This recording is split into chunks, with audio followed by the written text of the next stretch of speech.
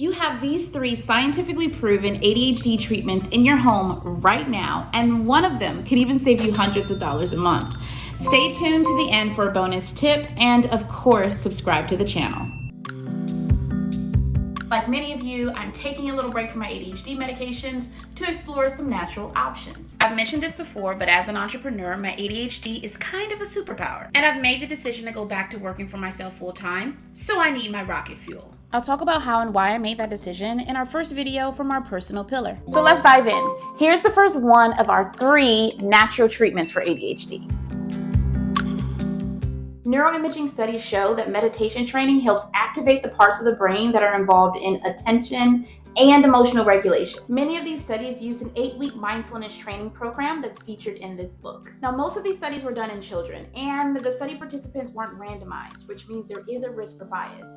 But as a budding Zen Buddhist, building my relationship with meditation, I do think there's something there. Namaste. Okay, I know you're thinking, duh, but hear me out. Some exercises help our brains significantly more than others. According to the research, me doing this is not nearly as impactful as me doing this. Turns out that exercises requiring complex, controlled movements have a greater impact on our brain.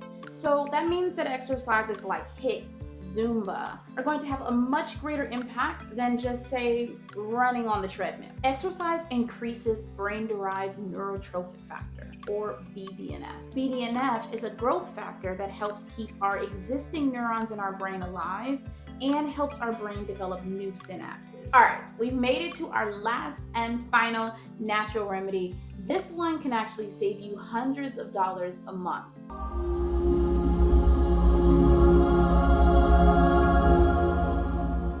Y'all know how high these grocery store prices are getting, so I'm not wrong. This is a temporary elimination diet that you do for 2 to 4 weeks and then slowly reintroduce foods. It kind of reminds me of paleo, except you can eat grains, which is pretty simple to do in 2 to 4 weeks, as long as it's only 2 to 4 weeks. I gotta have my trust left checked. Studies show that it dramatically reduces ADHD symptoms in 60% of children. Something about removing those inflammatory or allergy-inducing foods helps increase activation in a part of the brain called the precuneus. The precuneus is a part of the brain that is engaged when we are awake and alert, but not actively engaging in a task. This increased activation is thought to increase attention. Once you go through the 2 to 4 week elimination diet, you can start reintroducing foods back into your life. Take special note of the kinds of foods that trigger your ADHD symptoms and whether or not they're making them better or worse. That might give you an indication on the kinds of things you should cut out altogether.